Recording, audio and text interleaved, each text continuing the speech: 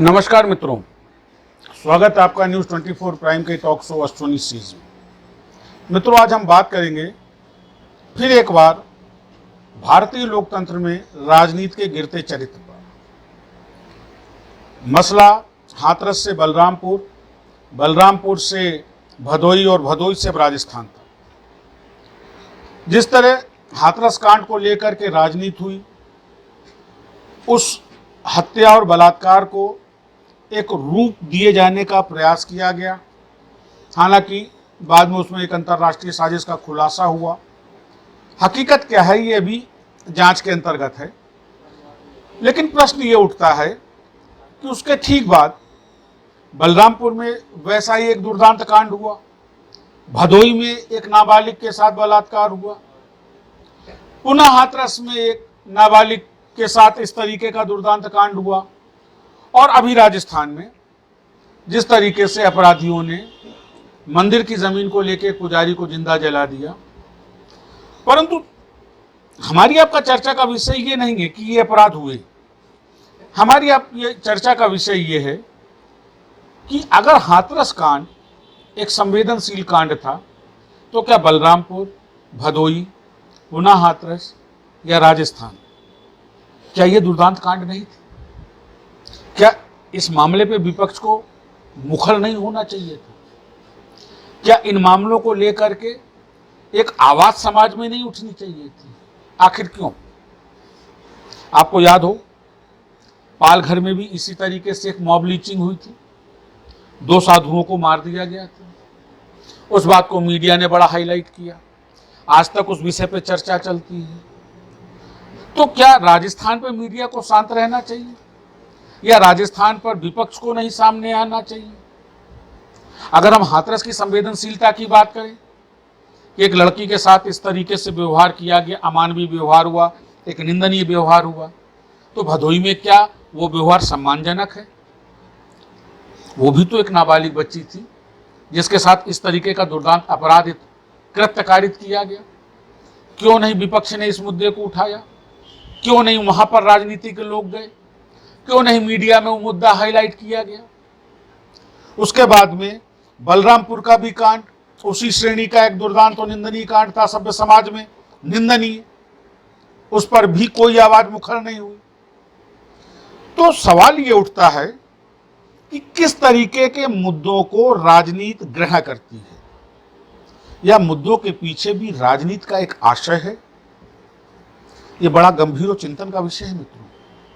और उस पर भी गंभीर और चिंतनीय ये है कि जब इस तरीके से महिलाओं के साथ ये अत्याचार बढ़ रहे हैं, तो हमारी संसद में बलात्कारियों को सजाए मौत के प्रावधान के बिल के ऊपर आखिर संशय और देर की स्थिति क्यों? जैसा कि सोशल मीडिया में ये मैसेज बड़ा ट्रोल किया है कि हमारे माननीयों पर भी इस तरीके के गंभीर और घातक आरोप हैं, और केवल इस वजह से इस बिल को रोका जा रहा है कि इस तरीके के निंदनीय व्यवहार के फास्टेस्ट ट्रायल हो, 30 दिन के अंदर इनका निस्तारण हो और सजाए मौत हो। क्यों नहीं हो रहा है? आप मुस्लिम देशों की अगर बात करें तो ऐसी घटनाओं पर सीधे सजाए मौत का प्राविधान है, तो हिंदुस्तान में क्यों नहीं? हम क्या दुनिया के दूसरे देशों से कुछ अच्छा ग्रहण नहीं कर सकते, या उसके लिए हमारे यहाँ जो है राजनीति जो है वो उसकी इजाजत नहीं देती? मित्रों, एक गंभीर विषय है। जिनाकारी सीधे सजाए मौत है, अडल्टरी हीनियस पनिशबल। तो फिर हिंदुस्तान में क्यों नहीं? किस बात का इंतजार कर रहे हैं? बात तो हम बेटी बचाओ बेटी पढ़ाओ की करते हैं, बात तो आधी आबादी को बराबर की हकदारी देने की करते हैं, और जब उसके साथ ऐसा कोई घृणित अपराध कारित होता है तो हम मौन हो जाते हैं, या हम केवल राजनीति के लिए उस मुद्दे को उठाते हैं? बड़ा गंभीर विषय, और यह विषय कहीं ना कहीं भारत की राजनीति के गिरते चरित्र का भी घोतक है। हम आपको बड़ी गंभीरता से विचार करना पड़ेगा। आखिर हमारे समाज में ये कुप्रथा क्यों व्याप्त हो रही है?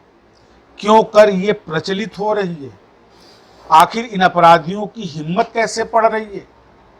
एक निर्भया का मामला नहीं है, या केवल वो इशू डिस्कशनेबल नहीं है, जो इशू किन्हीं कारणों से हाईलाइट हो जाता है।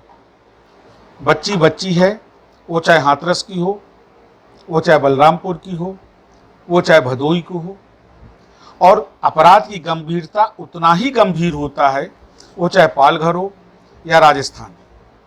यह हम इसमें भी विभेद करते हैं, केवल इस दृष्टिकोण से कि किस मुद्दे का हमको राजनीतिक लाभ मिलेगा। और अगर हम राजनीतिक लाभ के लिए इन मुद्दों को उठाते हैं, इन पे चर्चा करते हैं, और इन सारे प्रकरणों में कहीं ना कहीं मीडिया भी बड़ा नकारात्मक है, ये और ज़्यादा गंभीर है। मीडिया भी उन्हीं मुद्दों को हाईलाइट करता है जिन मुद्दों पर मीडिया की अपनी कोई अपेक्षाएं होती हैं। अभी हाल में जिस तरीके से टीआरपी को लेकर के गंभीर आरोप 2 चैनलों के ऊपर आए, उससे कहीं ना कहीं मीडिया की नीयत और मीडिया की प्रतिष्ठा संदिग्ध हुई है। ये स्वयं में गंभीर है, हमको आपको सोचना पड़ेगा। ये सबक है उन राजनीतिक पार्टियों के लिए जो अपने को जन कल्याणकारी सोच की पार्टियां कहती हैं। क्या वास्तव में वो जन कल्याणकारी हैं? और है तो ऐसे संवेदनशील मुद्दों पर उनकी चुप्पी क्यों? एक सवाल है। इन राजनीतिज्ञों से भी, सरकारों से भी, उन सरकारी अधिकारियों से भी जिनके ऊपर लॉ एनफोर्समेंट की जिम्मेदारी है, और हम पर, आप पर। हम आप ऐसे ही बेबाक चर्चा करते रहेंगे।